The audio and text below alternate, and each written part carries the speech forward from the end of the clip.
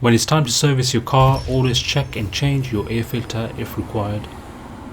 This type of air filter is for Toyota Yaris, which cost me less than £10. Main reason why you need it changed is because if your air filter gets too dirty or clogged, your engine won't be able to suck enough air into the combustion chambers. This results in wasting fuel.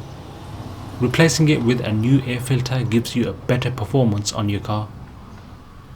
Simply click open the slots on each side. Just remember how you've taken out the old air filter.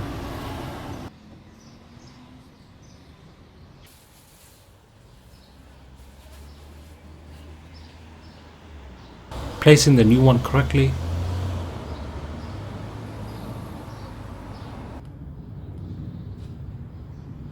The two slots here is where you need to slot back in the box and clip on.